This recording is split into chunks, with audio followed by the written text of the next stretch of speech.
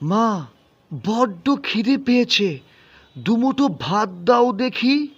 ইস, এসেছে আমার রাজপুত্র, দুমুঠো ভাত দাও দেখি। বলছি, ভাত কি গাছে ধরে নাকি? কত করে বলছি যে অভাবের সংসার, একটা কাজ কাম জোগাড় কর। নে, এক গ্লাস জল খেয়ে ঘুমিয়ে পড়। আমি আর পারছি না, চেঁচামেচি আর ভালো লাগে না।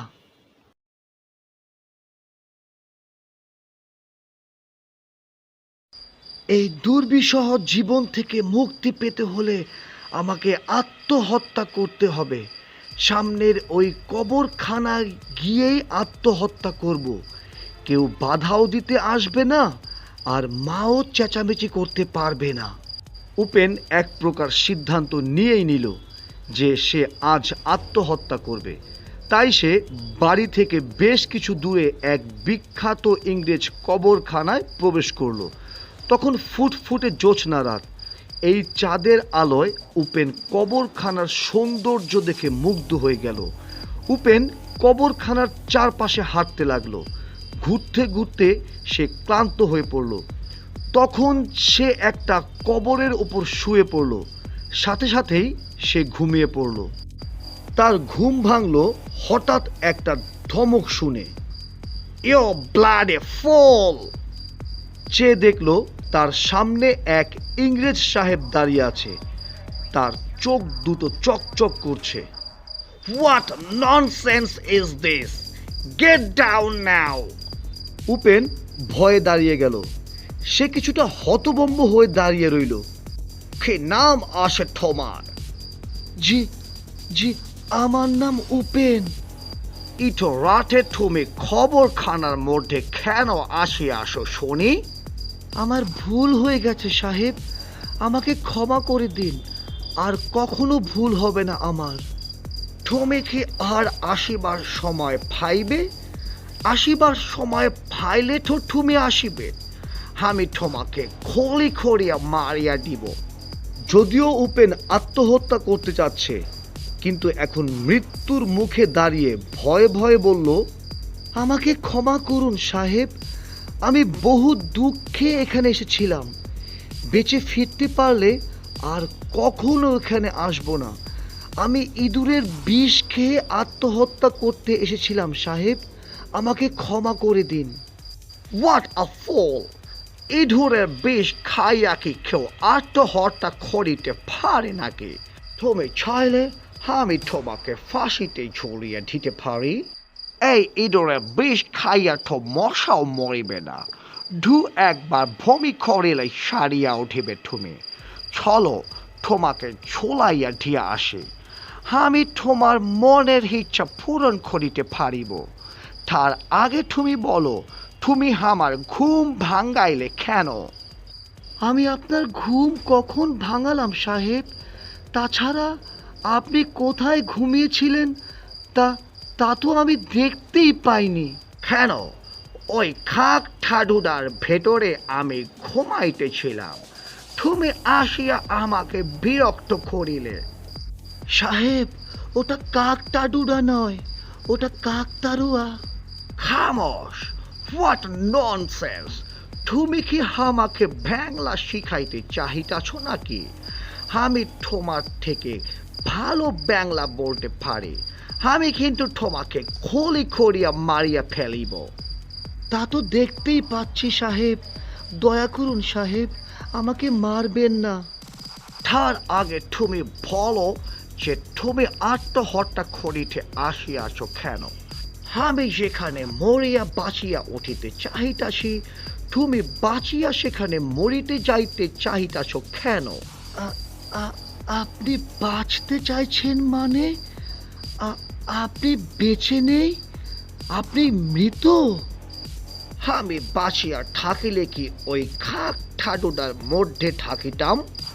হ্যাঁ, আমি মৃত। বাঁচিয়া থাকিলে কি আমি এই রাতে তোমার সাথে নকশা মারিতে আসিতাম? তাহলে তো আমি ঘুমাইয়া থাকিতাম। তুমি যে খবরের ওপর শুইয়াছিলে সেটাই আমার খবর। আপনি কবে মারা গেছেন সাহেব? তা শুনে তোমার কি লাভ? তুমি কি আমাকে বাঁচিয়া তুলিতে পারিবে? তোমার স্বদেশীরা আমাকে গুলি করিয়া মারিয়াছিল। তা হতে পারে সাহেব, দেশ তো এখন স্বাধীন। আমি আপনাকে মারিনি সাহেব, আমার উপর রাগ করবেন না দয়া করে, আমাকে ছেড়ে দিন সাহেব। ইউ ব্লাডি ফুল ইডিয়ট, তুমি তো নিজেই মরিতে আসিয়াছ, কিন্তু এখন বাঁচিবার জন্য ছটফট করিতেছ কেন? এইবার তুমি আমাকে সত্য করিয়া বলো তো, তুমি এখানে মরিতে আসিয়াছ কেন? সাহেব, আমি বড্ড গরিব, বড় কষ্টে দিন যাচ্ছে আমার। একটা চাকরি করতাম, তাও চলে গেল। তোমার চাকরি চলে গেল কেন? তুমি কি ঘুষ খাইয়াছিলে নাকি চুরি করিয়াছিলে? না সাহেব, কোম্পানিটাই বন্ধ হয়ে গেছে। তোমরাও আমাদের ইস্ট ইন্ডিয়া কোম্পানি বন্ধ করে দিয়েছিলে, তার মানে তুমি বলতে চাচ্ছ যে চাকরি খোয়াইয়া তুমি টাকার অভাবে পেট পড়িয়া খাইতে পারিতেছ না? জি সাহেব, ঠিকই ধরেছেন আপনি। আর এই দুঃখেই তুমি সুইসাইড করিয়া মরিয়া ভূত হইতে চাহিতেছ, আর ভূত হইয়া আকাশ থেকে খাবার আনিয়া তোমার পরিবারকে খাওয়াইতে চাহিতেছ? ইডিয়ট, তোমার কি ধারণা সব লোকেই আত্মহত্যা খাইলে ভূত হইয়া যায়? আমি জানি না সাহেব। আচ্ছা ঠিক আছে, তোমার সব কথা শুনিলাম। তোমার আত্মহত্যা খাওয়ার প্রয়োজন নাই। আমি তোমাকে স্বর্ণ দিতেছি, তুমি এই স্বর্ণ নিয়ে বিক্রি করে টাকা পাইবে, তা দিয়া পেট ভরিয়া খাইতে পারিবে। টাকা শেষ হইলে তুমি আবার আসিবে, আমি আবার তোমাকে স্বর্ণ দিব। কিন্তু এই কথা তুমি কাউকে বলিবে না, বলিলে আমি তোমাকে গুলি করিয়া মারিয়া ফালাইব। কিন্তু উপেন পরের দিন স্বর্ণটি একটি স্বর্ণের দোকানে বিক্রি করতে গেল। স্বর্ণটি বিক্রি করে সে অনেক টাকা পেল, আর সেই টাকা দিয়ে তার সংসার চালাতে লাগলো। এইভাবে প্রায় উপেন সেই ইংরেজ ভূতের আত্মা থেকে স্বর্ণ উপহার পেতেন, আর তা বিক্রি করে সংসার চালাতেন। কিন্তু হঠাৎ একদিন, তুমি এই স্বর্ণ কোথায় পাও? চুরি করছো না তো? না স্যার, আমাকে এক বিদেশি ভূতের আত্মা এই স্বর্ণ উপহার দেয়, তাই দিয়েই আমি সংসার চালাই। আমাদের পাগল পেয়েছিস? Arrest him. এই বলে পুলিশ উপেনকে থানায় বন্দি করে রাখে। উপেন অনেক কাকুতি মিনতি করলেও কেউ তার কথায় বিশ্বাস করে না। হঠাৎ এক রাতে এক চিৎকার শুনে পুরো থানা কেঁপে উঠল। ড্যাম ফল ব্লাডি ইডিয়ট! কে এই লোককে থানায় নিয়ে আসিয়াছে? আমি তাহাকে গুলি করিয়া মারিয়া দিব। এই লোকটাকে ধরিয়া আনিয়াছ কেন? তাহাকে এখনই ছাড়িয়া দাও, আর যদি ছাড়িয়া না দাও তাহলে আমি তোমাদের ঘাড় মটকাইব।